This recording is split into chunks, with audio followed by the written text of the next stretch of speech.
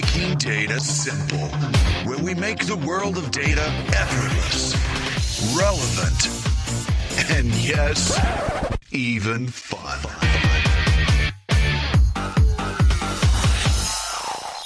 Hi, folks. You found your way to the Making Data Simple series. It's on IBM Analytics Insights on iTunes. It's prominently featured on IBMBigDataHub.com, also YouTube. Essentially, the point is we're pretty much everywhere. So while data is our core, we keep things light, we keep things fun, we talk about pretty much anything. And speaking of, today is going to be good. I have Jeff Jonas, who, our official title today, no telling if we're going to stay on this title, but is Inside Machine Learning, AI, and the questions you didn't think of to ask. But Jeff is, I'll try to give you a good intro here. It's not going to be good enough, but Jeff is an acclaimed data scientist. He's the creator of Entity Resolution Systems. I know he's on the forefront of solving a ton of big data problems for companies and governments. He's an entrepreneur. He's also a great presenter because I've been on the receiving end of those pitches that he's given many times, and he's a great storyteller. But with that, I'll just jump right in. Hey, Jeff, how you doing, man? I'm good. I know Jeff from IBM, and look, I was reading the other day, I don't know what article it was, but they called you the data wizard. I presume you're the data wizard. Is that your official name now? I don't know how I got. I mean, I got that because National Geographic ran a profile piece on me, and they called me the Wizard of Big Data. They didn't tell me they were going to say that until the piece was published, but well, it suits you well. It suits you well. So for those of you that don't know you already, and I could not even describe what you do, why don't you describe what you do for a living? I'm a triathlete. I swim 2.4 miles, pedal 112 marathons. Oh, wait, there's the wrong interview. I'm just kidding, man. We'll get to that later, because I've got to figure out how you do that. I had a software company called Systems Research and Development. We were in Las Vegas. We were building custom software. We built some software called NORA, Non-Obvious Relationship Awareness, and it was used by casinos to help them better understand who they were doing business with. Took a couple rounds of venture capital. So politically correct, but keep going. Indeed. Thank you for noticing. Keep going. All right, we found criminals in casinos. Go ahead. Yes. We took a couple rounds of venture capital. The first venture capital in 2001 was from InQtel, the venture capital arm for the CIA, which was interesting because I'd never really been to the East Coast. Anyway, IBM buys my company in 2005, and no one thought I would stay. I stayed 11 and a half years. IBM has a product today called Identity Insight. It's my entity resolution technology that my team and I built.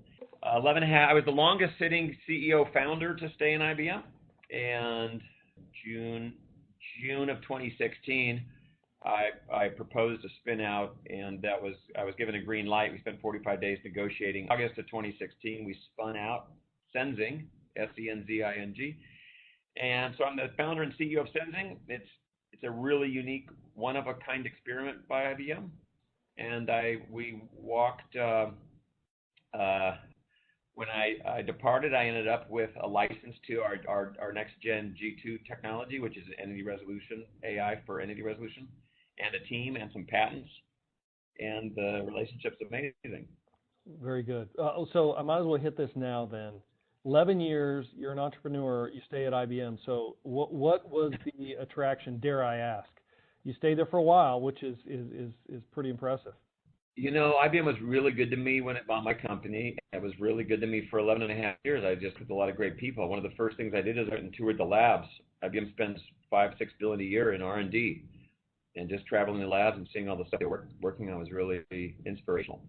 And I felt primarily effective, and I was having fun. I worked there as a hobby. It was a choice, and it wasn't even a job. Many days I'd work over, at least 5 days a year, I'd work over 24 hours straight, just because I love what I do so much. So, I don't know, it was just a good fit for me. Everyone was really surprised. No one thought I would stay 30 seconds, man.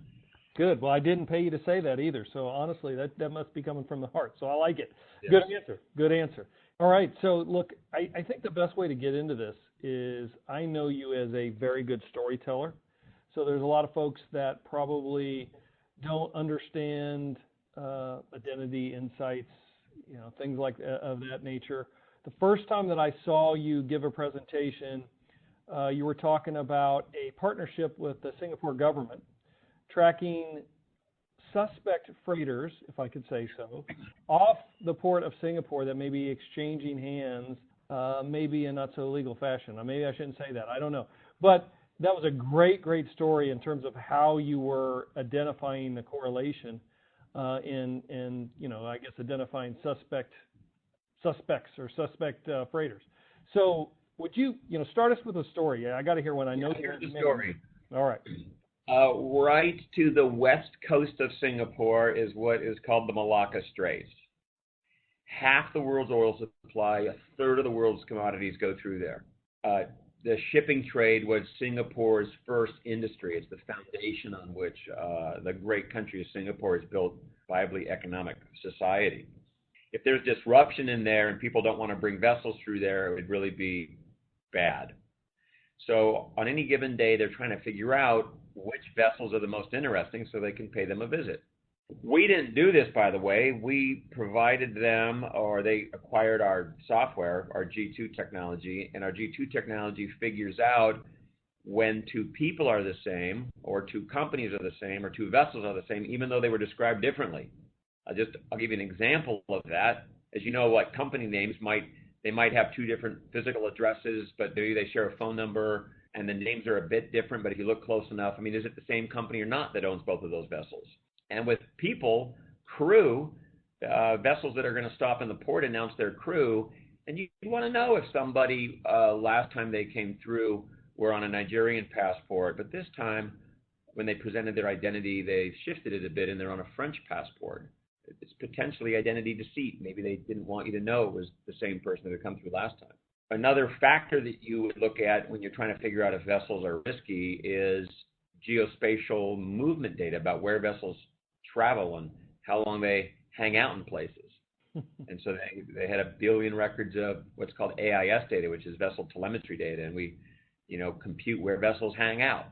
And so it's a combination of vessels hanging out in weird places plus crew members that are maybe have identity deceit. When you kind of add these factors up, it allows you to in a command center, make an ordered list of the most interesting vessel first, and then the second most interesting next, and it's just an ordered list. So our technology was used for that. We were on stage with one of our partners from Singapore, and I talked about the technology, and they showed some pictures and a little bit about some of the outcomes. But at the end of the day, it's used to help pick which vessel folks show up with guns and masks and jump on the ship and run around and ask questions. So tell me a little bit about the how, though. How does the technology, the undercurrent work? You're using geospatial. You got to be using some kind of GPS and that kind of equation that's integrated within your Identity Insights technology, or G2 technology, I should say. Yeah, in this case, it's G2. We use the inspiration from Identity Insight to imagine what you could do if you could start over, and that's what G2 is. I need to say a little bit about that, and then I'll tell you a little bit more about how it works. Okay. In 2009, I pitched this idea, knowing what I know now, what would I build if my team and I could build anything next? And I imagined what it would mean to have software that could figure out who's who regarding people or companies or vessels or planes or routers or asteroids, and it would do it on small data sets, in other words, not enough data to train on, and large data sets, and it wouldn't require an expert to train it or tune it anymore, and it wouldn't require any rule changes. It's radically different than other entity resolution methods. And so we started in 2009, and then in 2012, we started shipping it commercially. By the way, very excited about this. On November 5th, not long ago, the New York Times broke a story about how our G2 technology has been used since 2012, modernizing voter registration in America. Half the country, blue states, red states, are running on the system, and it's running our entity resolution, and it provides states insights, and it has improved the quality of the election rolls. So anyway, this G2 technology has been around for a while, and it came with all this inspiration, including making it run in other languages, not require training, tuning, baked more privacy features into it than we've baked into other stuff. It's really everything you could do if you could start over. And now your question would be, well, how does it work? Well, you feed it data. I'll give you the kind of a more slightly more technical version. I mean, you can feed it CSV files, which is like Excel spreadsheets, but a bigger user, not like a desktop user, but programmers that integrate us like a library would be sending us JSON messages that have a tag for parts of names and a tag for address stuff and a tag for phone numbers and a tag for vessels have things called IMO numbers and MMSI numbers and call signs. And so you put tags around these things, and the engine looks at these values, finds other entities that have had those values in the past. Think of that as candidate selection. Maybe you've seen, you know, 1 million people, but now you've got a name and a name and a passport and a date of birth. You first query the whole database and find candidates, and then you kind of like slow down and become very methodical, and you do something called confidence evaluation, where you're comparing the names to see if they're possibly the same. I mean, there's a lot of ways to spell Mohammed, just like Beth, Elizabeth, Liz, Lizzie are all part of the same name family. And there's lots of fuzziness in addresses, and passports can have leading zeros or not, so you have to be able to see through the fuzziness. So anyway, part one is candidate selection, and part two is confidence evaluation. And as an outcome, you make a bet, you make an assertion. You go, same? Probably same, I'm sure. And you're rarely wrong. Possibly the same, which means you think it really is the same, but you can't be sure. Maybe it would need additional information or human eye. And then not the same for sure, but related. Like they share the same address, or they share a family that shares the same email. So that's still pretty high level, but that's roughly how that works. The difference is it's self-tuning and self-correcting while it's running. And with, you know, what we have now, we have a real-time AI for entity resolution.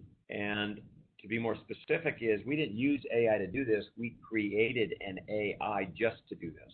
And its most unique property is that in real time, it takes things it's learning and it goes backwards in time to fix the past without reloading as a batch. I'll give you an example. Mm-hmm. You think these two people are the same because the name, address, and phone, but 100 million records later, you get a record and it gives you the evidence that it's a junior and a senior. It says SR on the record, and maybe it's the first time you've seen a year of birth that's 24 years earlier than the other person. And when you get that record, 100 million records later, you have to ask yourself, is this a new person or a known person? And if I knew this in the beginning before I processed any records, would I have made any decisions differently? And that's what we figured out how to do at scale at thousands of transactions a second. And that makes it very unique. So the more data you feed it, the smarter it gets, and you don't have to keep reloading it. All right, that's a lot. That's good. Sorry. No, it's like reducing my life's work. That's all right. That's exactly what I wanted. You know, one thing that's hitting me hard while you're talking about this is I happen to be, you talk about junior and senior. You have a junior. You talk about junior and senior. I'm actually the fifth. So that means there's four others. Well, there's only one that's still alive above me, the fourth. You know, I'm Albert Martin the fifth, and I've got, you know, my dad is the fourth. And I just received from the DMV all his vehicle titles. No. They need your technology, I can tell you right now. And then you go up there and try to, you know what the DMV's like. You go up there to try to correct it, and it's still trying to get it corrected. How it got messed up in their system, I have no freaking idea. By the way, it's terrible when I'm traveling too, because if you don't leave a space, you know, some of the systems are old, they don't leave a space, or leave a space, and all of a sudden they say I'm a different person than I am. It's painful. So are these correlations that the human eye cannot detect? Is it just because of the vastness of data you're dealing with? Or are we even talking about, you know, even small amounts of data that we just don't correlate, that you've developed the technology to find these correlations that otherwise we wouldn't see with the naked eye? First of all, I'll tell you, when somebody sends you your one of your brother's records, that is an entity resolution problem. What's happening when people are running our software out of the box without any tuning is they most frequently come back and say, you know what, you miss a few things humans catch, but you're catching more things than the humans are catching. So it's producing a higher quality result with just out of the box in default. And one of the things that I've done recently to try to explain entity resolution is I've created a video. I created 30 charts, and we reduced it to a video. I first presented it at an IBM Think conference earlier this year, and then we've kind of clipped it out so people can just watch this one piece, but it's called slow motion entity resolution. And there's 10 charts. And the first chart says, hey, here's 3 records. Do you think it's 1 person, 2, or 3? And you let humans look at it. And you'll get this really mixed result from the audience about, is it 1, 2, or 3? But when you show them why it's 1, the audience goes, yeah, you're right, it's 1. And then I show them the second record and say, well, what happens with this one? And then the third, and the fourth and the fifth. And nobody yet that I know of, when I've shown all 10 records, like 10 moves on a board, has been able to claim what would be the right move. But as soon as you show them why, it's obvious to them. And all that shows you is that it's really hard to hold it in your head. No, it's not magic. It's not like, well, just trust the machine. Like, you just look at it and go, yeah, you're right. That's the best decision. But it was, I missed that subtlety. I missed that the date of birth was month and day transposed. That's the only problem. I mean, if you have 2 people with a similar name, same cell phone, and the date of birth is only different because the month and day is transposed, hey, that's probably the same person. Yeah, no, so I saw you deliver that at Think, and for those that are listening, I think it's out there on YouTube as well. And I watched it, I rewatched it, and I think to your point, I mean, it's only 10 cards in this case. That's why I asked the equation. It's only 10 cards. Now there's what, 5, 6 attributes, whatever it is. But pretty soon, I think it's not that it's not logical. Once you point it out, you can figure it out. But as you're watching it, it just becomes painful and exhausting in your head to say, now, wait a second. I'm getting confused. Now, who's who? And then you start second guessing yourself, and it becomes just a mess of I don't knows. And it's hard. It's just hard to hold it in your head, even though there's 10 cards and maybe 4 attributes. And some cards have 1 attribute, and other cards have maybe 4 or 5 attributes, but there's not many attributes. It's not meant to be unknowable. And if you look at it long enough, maybe had a piece of paper and modeled it out, you'd get it right. But if you just ask people to do that, like in a review process, everybody I've met will get at least 1 move wrong. Well, that's the curious thing. I'm sure it is a big data problem, but it's really doesn't have to be a big data problem. This is not necessarily big data. It's just the correlations that your mind just can't get around. And that's part of what we're trying to do at Senzing that's really different is historically, if an organization wants world-class entity resolution, it's only been accessible to the elite. Like literally, if you don't have $1 million of investment, you can't get it. And the question is, what about everybody else? And what we're doing at Senzing is, and I had to check myself in the mirror for this, is we let anybody in the world just download it for free, the whole software, without even giving us an email address. And if you have less than 10,000 records, you can use it for free as long as you want. You can find all the duplicates in your contact list on your phone or your email. You can find all your duplicates in Salesforce.com. You can compare Salesforce.com to the OFAC regulatory list and make sure you're not accidentally trying to sell to somebody you shouldn't. And 50,000 records is $5 a month. I mean, pet store owners with duplicates on their Christmas mailing list are now going to be able to get some relief for nothing. And the largest organizations in the world will pay more, but it's a fraction of what any other method costs. Sounds like it's really, we are going to have tens of thousands of customers. Sounds like a great, try and buy. Because once you're hooked, most people are going to. Yeah, I mean, and for probably, I'll say half of our users will just be try and use it because they don't need more than 10,000 records. Like nonprofits that have smaller mailing lists, just free forever. Right. It's not even a trial. What about the underlying data sources? I'm a data guy. Does it support essentially any data source? Does the data source matter? The kind of data that you would feed it would be names and addresses of people or companies. I mean, some use it for vessels and planes, but I mean, primarily it's about matching identity of a person or a company.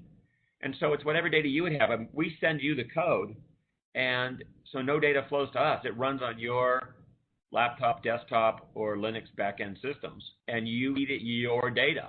So there's a hotel. There's a hotel I go to. I won't name them. It's embarrassing, but I forgot my loyalty club number. So I'm going to go, well, look it up. So they look it up and they go, okay, we have 3 of you here in Vegas, 3 Jeff Jonases in Vegas. Which one is you? And they tell me a little bit about each one. And I go, well, they're all 3 me. For our marketing purposes, Customer 360, really knowing who your customer is perfect for that. It's also really well suited to catching clever bad people that are trying to obfuscate their identity. So, but how long does it take from the time I say, look, you got me convinced, I'm going to go grab it, I'm going to put it on my data set. How long does it take me to get started if you export your address book to CSV, like you're on Lotus Notes, so export your Lotus Notes to CSV, install Senzing, and if it takes you more than 4 minutes for you to find all your duplicates, call me. I'll be like, really? It's easy. But you always got to export it though. That is one requirement. Yeah, you got to export it.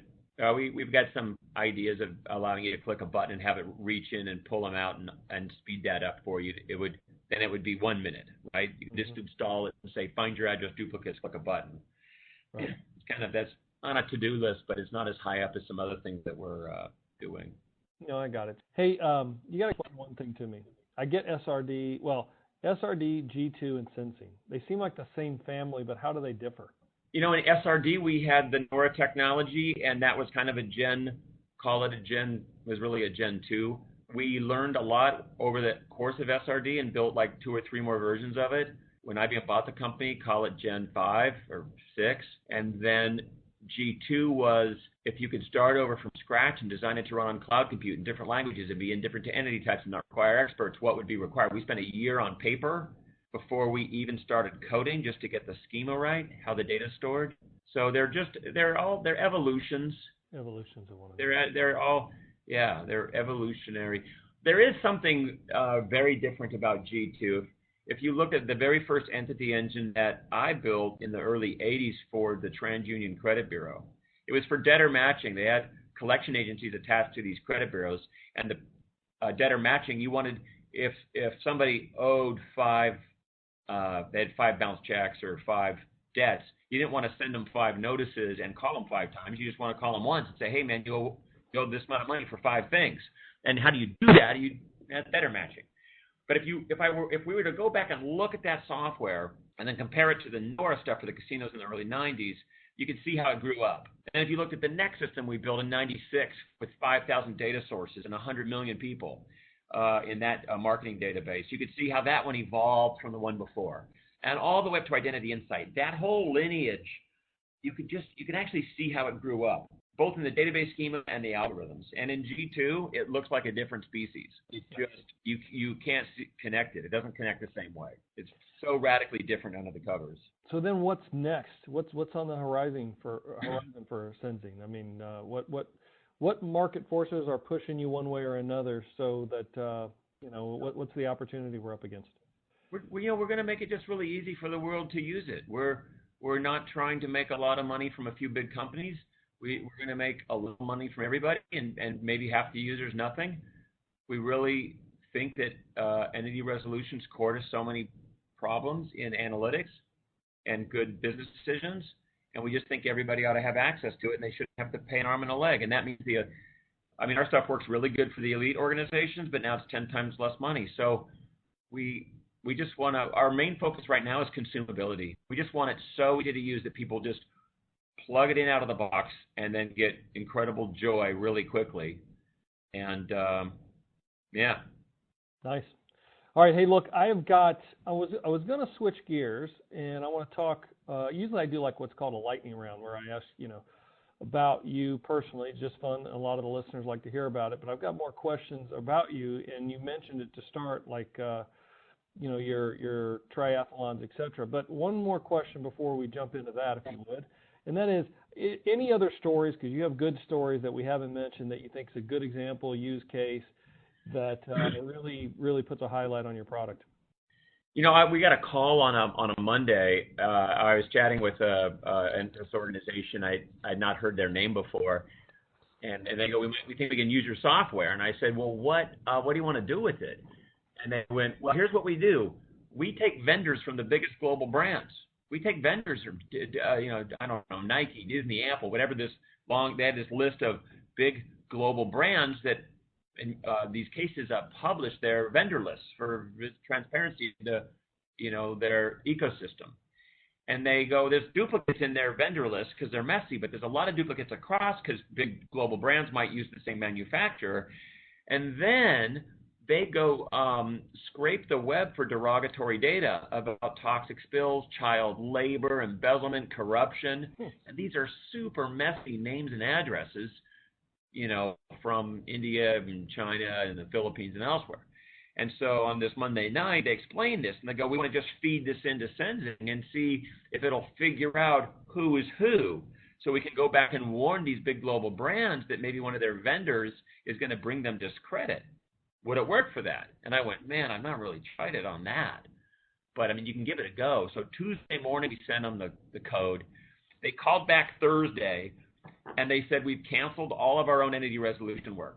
We're only using your tool. It's finding things we're not even sure humans could find. Nice. That's a good story.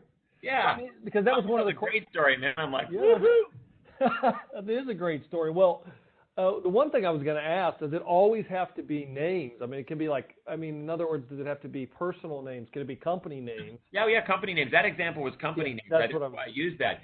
That was names of manufacturers. It had some people names like managers and stuff, but we can do things beyond people and companies, but that's all we're really talking about in the market right now is just people data and or company data. All right, fair enough. Hey, I want to ask you a few questions if you'll allow me to, but anything else you want to say before we kind of transition from Senzing? No, I just love to have the viewers just download it and try it for free. No data flows to us. They could really find out in minutes how good this stuff is. And I'd love to hear if they think it's not.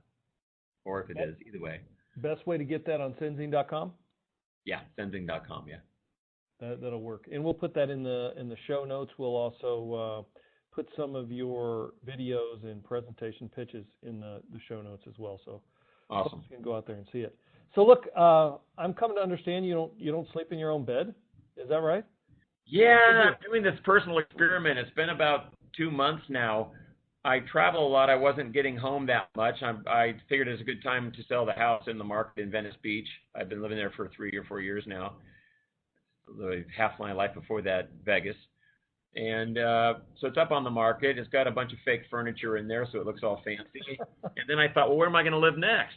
And I went, man, do I really want to have a place where stuff has to be dusted twice a month so I can come and see it once a month? And I went, that's wasteful. So then I went, well, I'm not going to have a house. And I go, okay, well, then what you do is you put your furniture in storage. And I looked at my furniture and went, man, I'm going to want this in a year or two. And then I went and looked in my closet, and I noticed these clothes in there that I've not worn in a long, long time that I would never wear. And I started feeling disgusted. Like, why? What's happened to me, man? I've got all this stuff.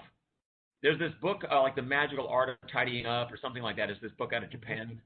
And one of the principles is you touch it to your piece of clothing and see if it gives you joy. So I touched this piece of clothing. I wore this one piece a lot. I touched it and I got no joy. I touched another piece of clothing. That's joy. I reduced all my clothes to 81 pounds, including costumes and snow gear. I sent it to a company called Duffel, D-U-F-L. For $10 a month, they have a closet for me. Just yesterday, I went online and clicked a bunch of stuff. I need some new socks, clean socks. Tomorrow, I'm going to get a suitcase of clean stuff and put my dirty stuff in it, and they're going to take it back and clean it and put it back in my closet. And then I got rid of all my legal documents. I uploaded them to Dropbox. I even took pictures of my Ironman medals and got rid of them.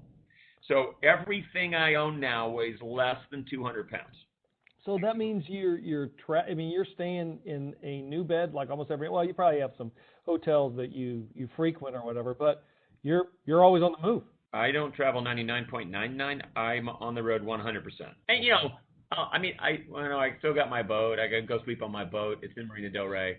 I spend 2 or 3 weeks on that a year. But basically, I'm just traveling through cities where I've got work to get done and or family and friends. That's how I'm optimizing my life these days. And so it's like minimal. I can't even say that. Minimalist living, huh? It is. I got to tell you though. Listen, I no longer have any squeaky garage door or a plant in the yard I keep forgetting to tell the gardener about, or possibly a leak that maybe I got to keep an eye on it. Like nothing in disrepair or needing maintenance. There's no honey-do list. Like, man, I'm utterly unencumbered. My mind doesn't have any of its atoms tasks to broken stuff in my life. So is this a research project, or is your research done? This is the way it's going to be from now on. Well, I'm going to do this for a while until I just get a house or something else. But I thought it was a good experiment. I wasn't really planning on talking about it because it just seemed like the right thing to do. But I've mentioned it to just enough people that went, man, that's really interesting. You should share the story. So I've only been talking about it publicly for maybe 30 or 45 days, and I haven't said much about it. It's just a personal decision, but it's not the rest of my life. It's just simple. It just made sense. Like literally, I just went, wow. It's a good way. I think you have to write a blog about it in terms of your experience or something, because it's like a reboot. It's kind of clean things up, get a new perspective, and move on. I guess that's pretty cool. Yeah, it does feel like a reboot. I'm utterly encumbered now. Like it's really, and I feel lighter. It's weird, but it comes with some nervousness. You forget how much you associate yourself with your things and having a place. I'm sure. I don't doubt it. And you probably find that, the things that you probably wake up with like a phantom worry about, like that your plant you mentioned, and then you realize, I don't have to worry about that. I'll just move on and worry about something else. These privacy laws like GDPR are actually going to be good for people like me, because it's hard for me to really understand what my rights are to my data. Like I've uploaded all of my pictures to Dropbox. If somebody steals all my pictures, will anybody tell me? And it's not PII. It's not personally identifiable data. That's a whole nother podcast right there. I'll tell you, though, I have an epiphany from this about my work in entity resolution and more broadly context computing, because in IBM I was the chief scientist of context computing. What I kind of realized, and I've gone an extreme here, but get this, I believe that the digitization of mankind's activities has barely begun. I think you're right. The fact that there are now photos of my clothes. We are going to end up with sensors that sense your blinking frequency. So the diversity of data is going to go through the roof, and the physical distribution, the number of piles in which this data lives, is just going to also explode. And I just think we're not even at first base. I think I read the other day, and I could get this wrong, I thought it was 180 zettabytes of data by 2022, something like that. I mean, it's like 350 million times what's on YouTube today. Oh. It's just, yeah. People wonder why is AI so important and or machine learning, is because we're getting to a point where there's too much data. You can't do that manually. It lends itself to your product, right? Hey, but let's switch again. So you hit on how in the hell are you able to travel like you're traveling, maintain CEO of a startup, and be a hardcore triathlete? How does that work? How does that equation reconcile? That's what I want to know. Well, I don't train very much for these triathlons, and so I'm not particularly fast. You couldn't be a CEO and work the hours that I work and be a competitive athlete.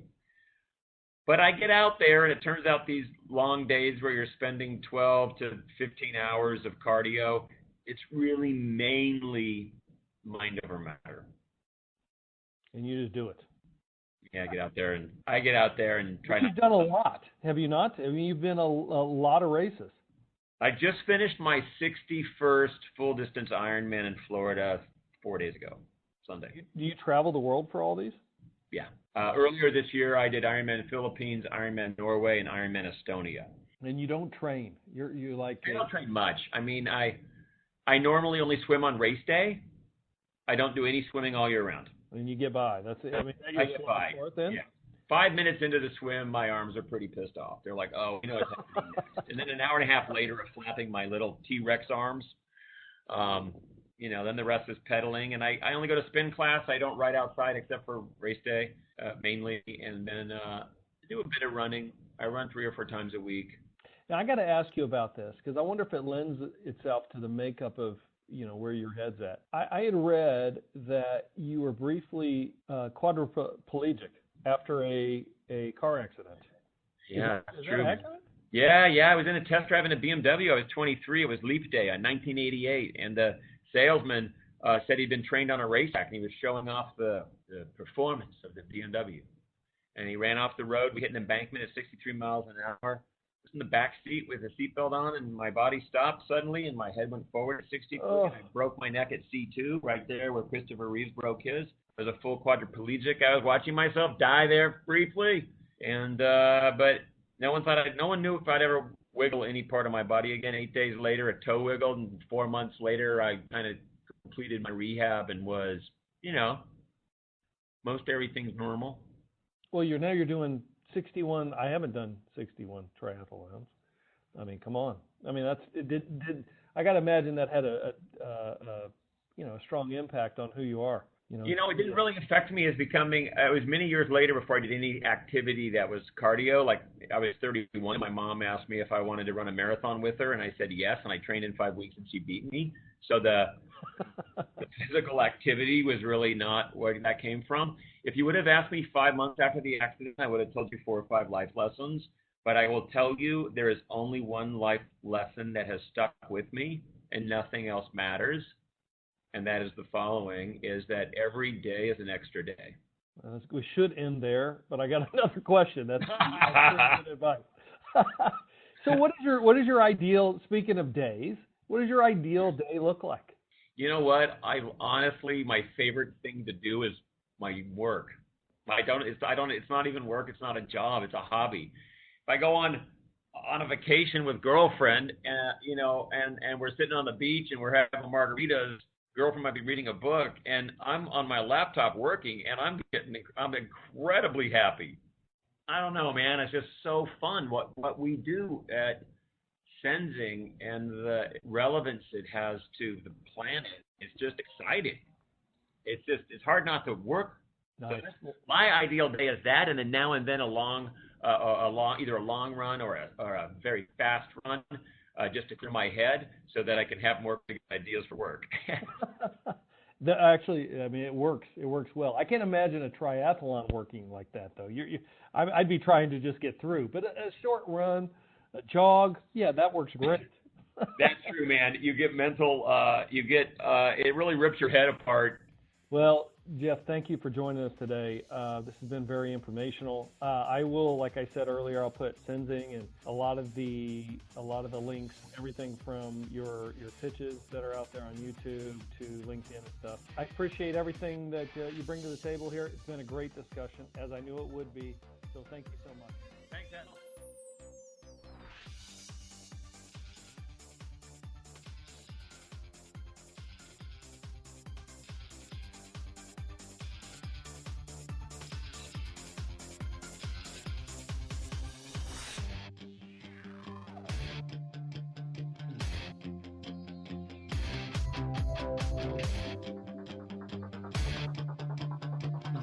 Thanks for listening to the Making Data Simple podcast, where we make data fun.